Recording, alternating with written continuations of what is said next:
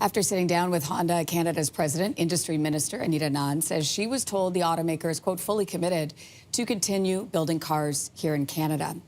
A Japanese newspaper had reported that Honda was considering moving auto production from Canada and Mexico to the U.S. in response to tariffs on imported vehicles. Honda, by the way, has denied that report, but this obviously adds new anxiety to the future of Canada's auto industry. For more on those concerns, we're joined from Ottawa by Brian Kingston, President and CEO of the Canadian Vehicle Manufacturers Association. Good morning to you.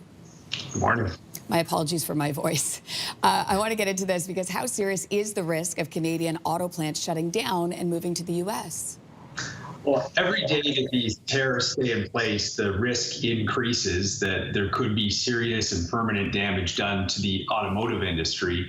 We're estimating now that the cost of these tariffs on the sector could exceed $107 billion and affect almost 18 million vehicles that are produced in North America. So every single day that companies have to pay these tariffs on vehicles coming into the United States, and soon we will see tariffs on parts going into plants, it raises the cost of production, it lowers demand for vehicles, and it ultimately impacts production. So it's a very concerning time for the industry, and obviously we hope we can get to a point where these tariffs are removed, but every day counts right now.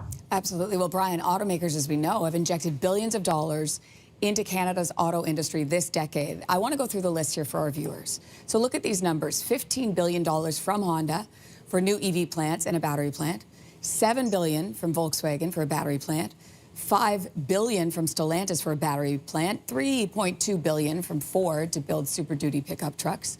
What could tariffs mean for the future of these investments? Well, I'm confident that these investments will continue to carry forward in Canada once we get through this very uncertain time with U.S. trade policy.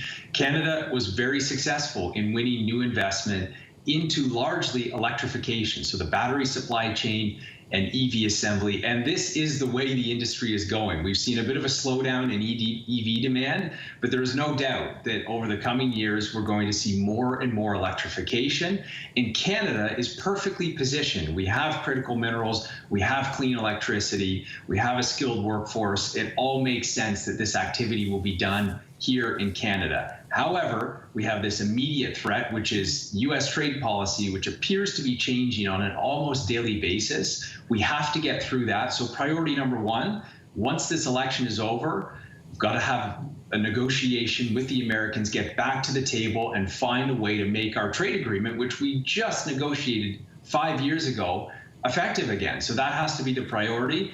But I am confident that the footprint we have here will be secured into the future. It's hard when there's so much uncertainty, right? And you've talked about the chilling effect of that uncertainty and what that could have on investment in the U.S. Could all of this unpredictability push automakers, I don't know, to move manufacturers out of the U.S. entirely, do you think?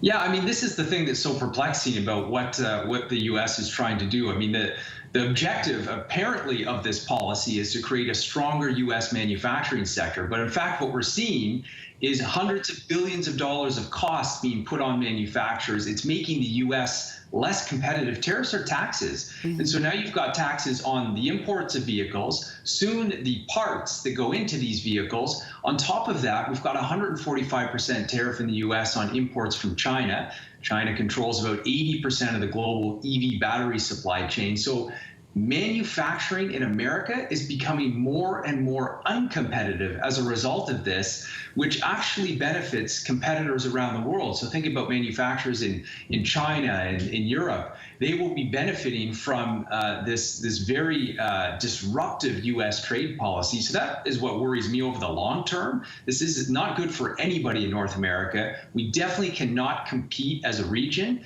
if you cut Canada and Mexico out of the supply chain. That's like going into a fight with one hand tied behind your back. So I don't think, because it is so disastrous, I ultimately don't think it will be pursued. I think we'll get back to a place where we have North American free trade, but that doesn't mean we're not going to be in for a bit of a rough ride in the coming weeks and months. Yeah, months for sure. Both Liberal leader Mark Carney and Conservative leader Pierre Poilievre say they'll begin negotiations with Donald Trump after the federal election.